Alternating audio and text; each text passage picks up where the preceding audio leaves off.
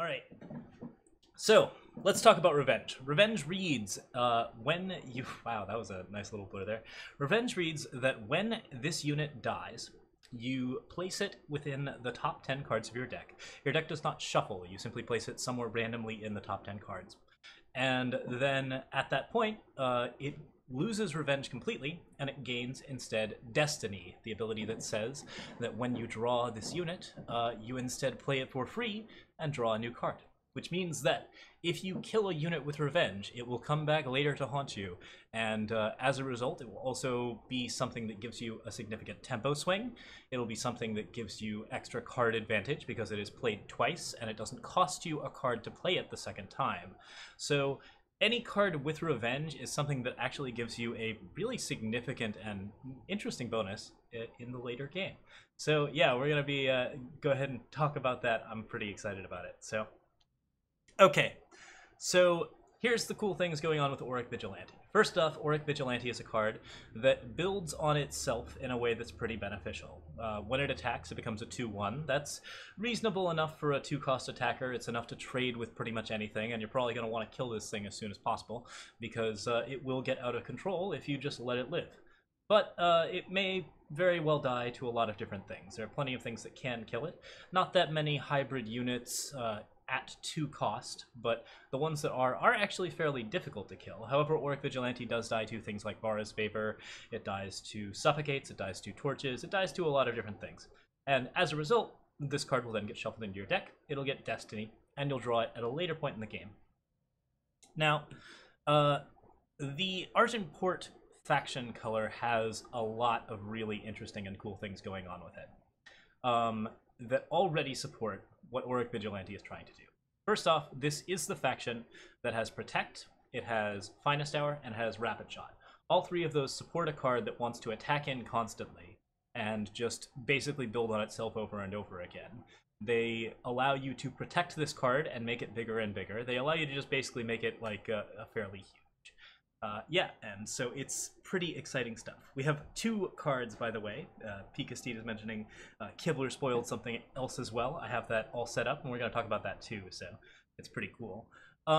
Yeah, so the basic idea here is pretty strong. And the thing that Auric Vigilante works extremely well with, of course, is Paladin Oathbook, because Paladin Oathbook is a card that not only allows you to build the attack of this unit, but also allows you to build its strength and toughness. And any sort of permanent advantage applied to a Revenge unit is advantage that you repeat at least twice. That's really relevant because it means that any type of buff that you can give to an Auric Vigilante continues to be a valuable card and essentially just gives you double value. So Revenge works really well with Crown, as people are mentioning. It works really well with Paladin Oathbook. It works really well with the card that I can never remember the name of, but it is a 6-cost triple green, give a unit +6/+6 augmented form. That's what it's called. So anything where you can give a unit with Revenge an extra bonus, you get to double dip on those bonuses. That's really important. That's one of the reasons why it's so relevant.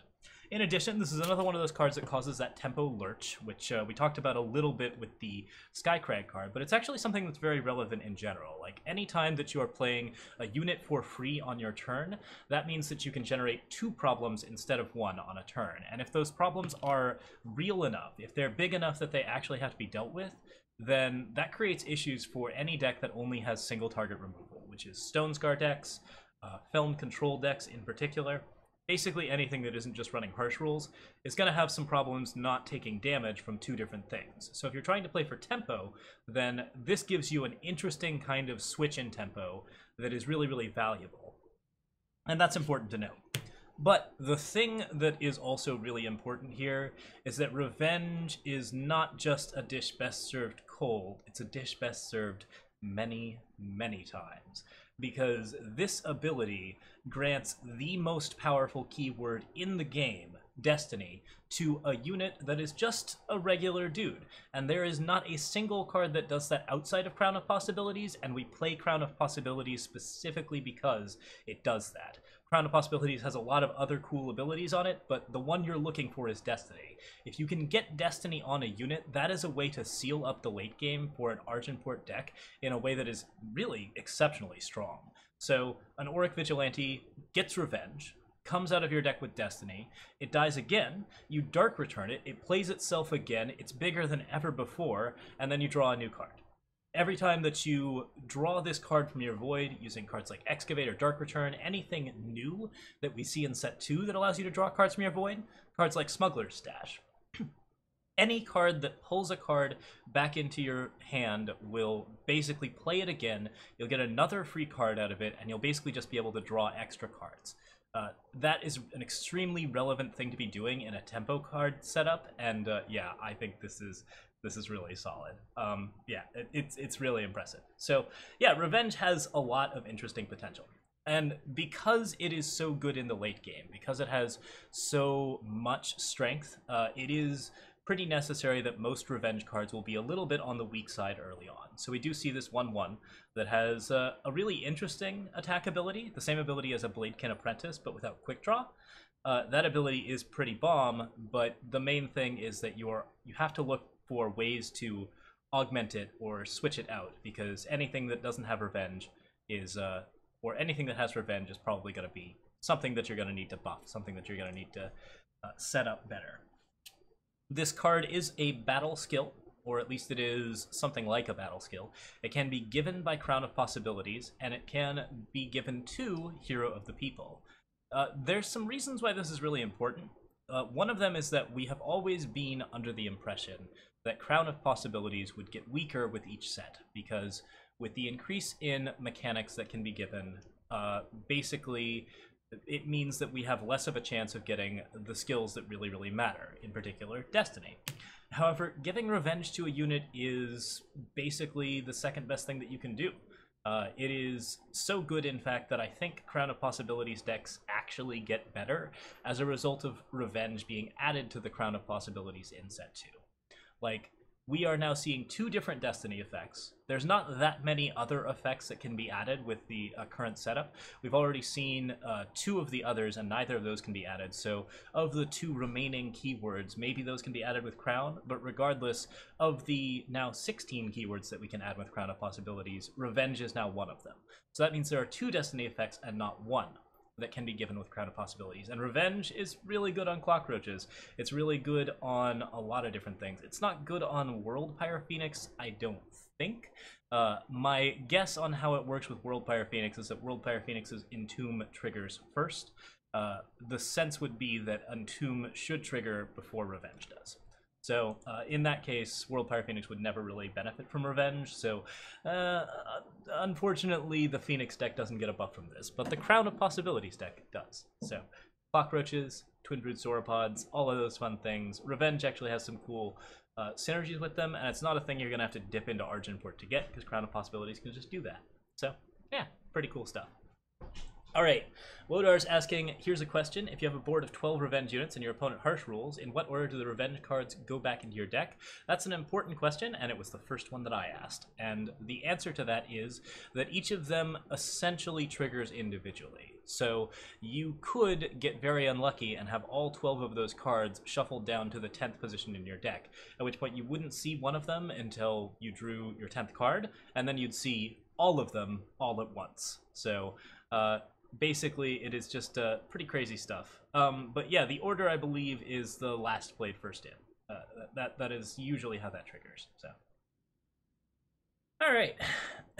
If Phoenix gets Destiny, it does insta-repawn Cheesy X. We actually have an entire video about that. It's called The Unkillable Dream. And if you want to go check it out on YouTube, we have some really fun games played. It's good stuff.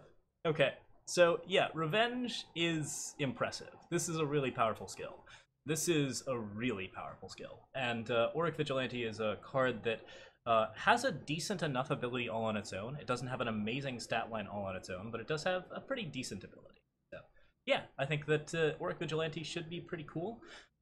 Just here's like a basic scenario of what happens with Auric Vigilante. You play it as a 2-drop. You attack for 1, and it gets a +1 attack. Your opponent kills it with a blocker of some kind. First things first, you play it on an Oath Book because it's your turn 3. So instead of being a 2-1, it's a 3-2. And then it dies because it trades with someone's 2-2 because you don't want that thing to live for any amount of time. And that's one of the things that Auric Vigilante is really good at. It specifically says, please kill me.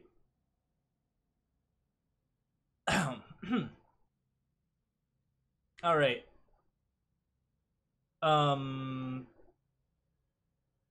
Yeah, okay, someone's asking if Hero of the People. I don't believe Destiny is a skill that gives Hero of the People +1/+1, so it would lose the +1/+1 bonus from having Revenge when it gets Destiny. But it doesn't get -1, -1, and I don't think there's a situation where it can die. It could be interesting. I guess there could be a cool scenario where if you Devouring Shadow to Hero of the People to a 1/1, after it got Revenge and then kill it with Avara's Favor, it would come back as a 0/0, kill itself and draw you a card. That's fascinating. One of the first things that we'll have to test, try and break the game. Yeah, so Auric Vigilante demands to be killed. But yeah, in this scenario, you get yourself a 3/2 off of a Paladin Oathbook. Later on, this card comes back, you play it down, you attack with it again, it's a 5/3. You get a free card out of that, and then like your opponent kills that, you Dark Return it, it's now a 6/4, and you draw a new card. So you've gotten 2 cards worth of advantage out of this card, because your opponent's had to deal with it twice, and now he has to deal with the Auric Vigilante again, and it's bigger than ever. This card has a ton of snowball potential, an absolute flipping ton. And it's a good example of how green-purple decks can really leverage these advantages and do some cool things with this. The other cool thing about Revenge cards is that Argenport in particular is really well set up to deal with them. To basically play with them. So not only do we have all of the cool buff effects, we have Finest Hour and Rapid Shot, we have all of that stuff. We also have the lifesteal mechanic in Argenport. So Argenport decks are going to have a lot of health. They're going to be delaying the game for longer periods of time, and that means that they're more likely to draw into their Revenge cards. Purple decks have the ability to dig deeper into their deck with cards like Scheme. That means that they can easily pick up Destiny cards or whenever they need them. So that's something that's really, really relevant. Scheme digs 4 deep. That's good enough to typically pick up a Vigilante about half the time. So yeah, it's pretty solid. I think that it's a decent option. I'm looking forward to seeing more cards with Revenge.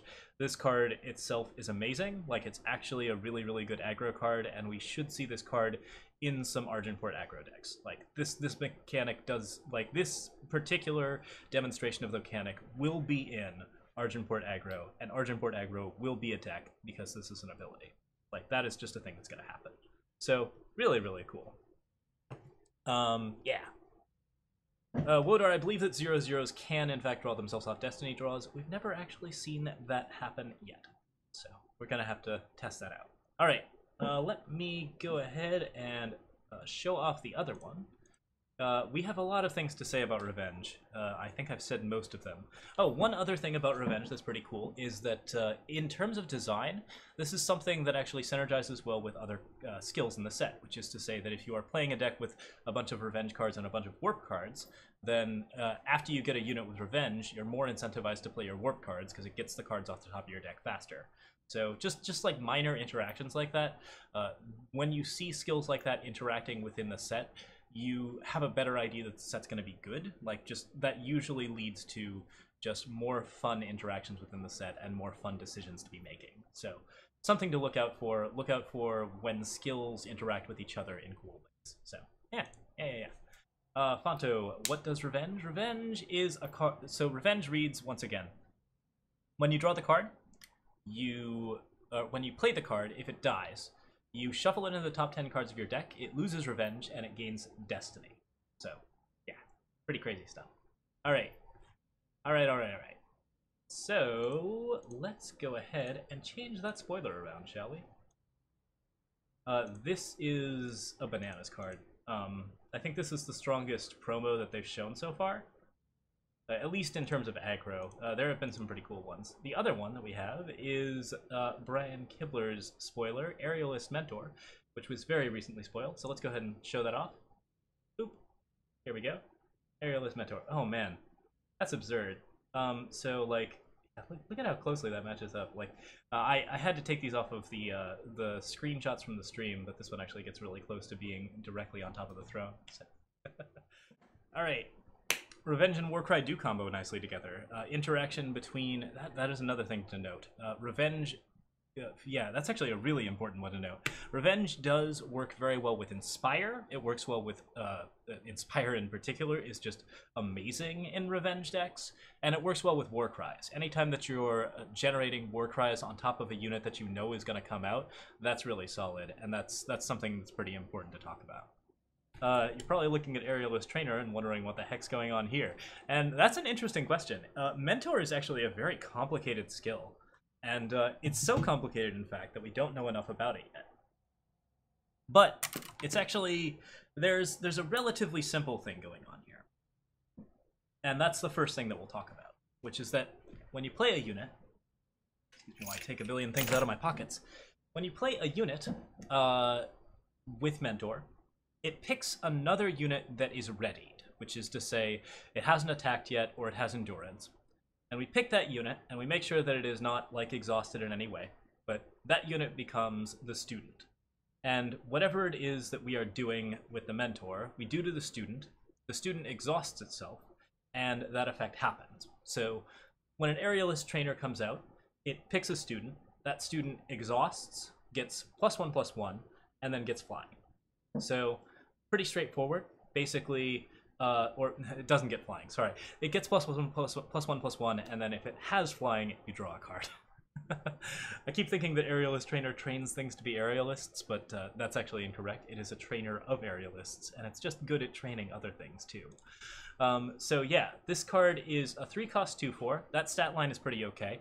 It is 1 weaker than Seraph, but it is tough enough to be fairly hard to kill, and it has enough damage to prevent aggro decks from getting in for too much. So, for example, it stops Rakano Outlaw, it stops Oni Ronin, it stops basically anything Rakano-like that wants to charge at you, and it lives through most of the stuff that's going on. So that means that your opponent has to spend a card to remove it, and it's already probably drawing a card when it comes out. So lots of good things going on there. Now, so the student in this case could be a lot of different things. We already have a lot of good targets for Aerialist Trainer. There are the really kind of not that good ones like Cloud Snake, Hatchling, and Wild Cloud Snake. There are some blue ones. Eastwind Herald is another one that can actually be pretty good to give a +1/+1 to.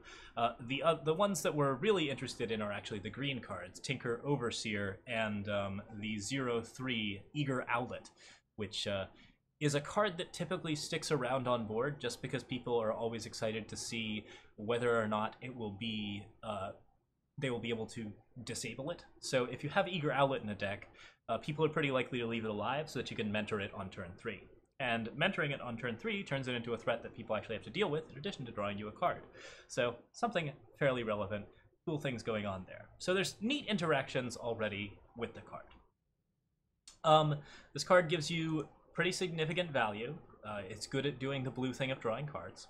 It gives you some cool flight bonuses, so it deals with flying units in a way that's pretty helpful and makes those cards a little bit better. That's pretty important. So yeah, like this is a card that basically makes flying units better. It does so in a way that makes them more of a threat, and most of the little units that you want to be mentoring are going to be cards that will want to like be attacking in for damage later. You do sacrifice some aggression with this card. So you can't attack with a unit if you want to mentor it. And that's something that is fairly relevant because you will skip a turn in order to draw this card. But if you're playing a sort of defensive game, which it appears that Huru wants to do, then that's something that they're certainly capable of doing. So yeah, it's good stuff. Talk a little bit more about Revenge in a second, Matlock, but yeah. Okay, so that is Aerialist Trainer. Now, here's the thing that's interesting about Aerialist Trainer. They chose to keyword this ability 2 different ways, with a mentor and a student. And that means that there are interactions that we don't see yet. In Magic, there's a card called Soul. There's an ability called Soul Bond. It's not a particularly like great one, but this kind of link between cards is something that we want to be looking at and we want to be paying attention to. So like there is a mentor and there is a student. And that means that potentially the mentor has the possibility to continue teaching the student in other ways. Or the student has the possibility to outscale the master. Like, there are a lot of ways in which this interaction can be capitalized on in Huru cards. I made a couple of mock-ups of like just random theory crafting, so just gonna pop those in, and let's pop this up. I'm pretty sure it's a Radiant at the moment. Come on, show yourself. Alright, this is a Radiant, but we are going to change it to just a random mock-up, little idea. I suspect that we will see cards similar to something like... Okay, where are we at? Here we are. Something like this. Which, already too big. Alright. Something like that. Wording definitely subject to approval, something, but I suspect that there is some way just to cast a spell and like re-mentor every student.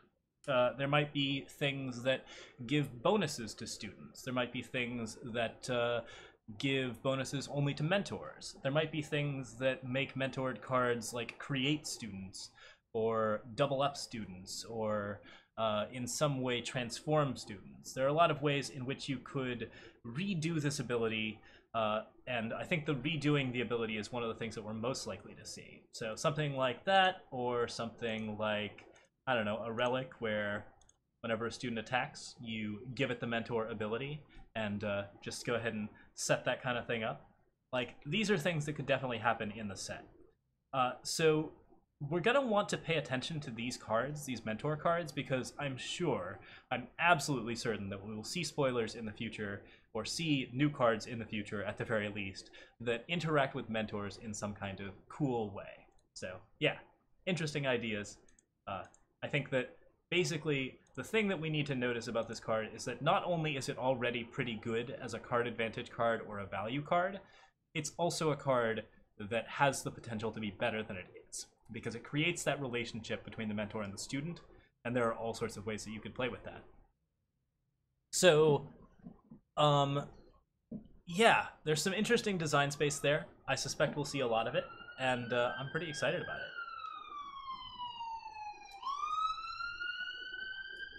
It's the fun police. Okay. Yes, so we are gonna go ahead and let's see here. What else to say about Aerialist Trainer and mentoring?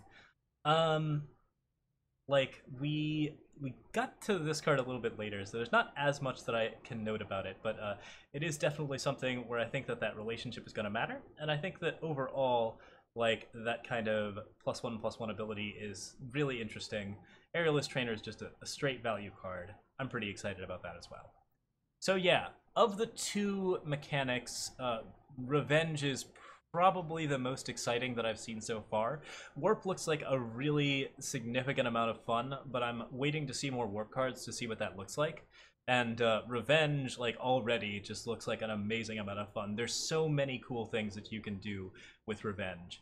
Like, it's just an absolutely bananas mechanic. This mechanic is really appealing to me in a lot of different ways. It's got some cool lore stuff going on.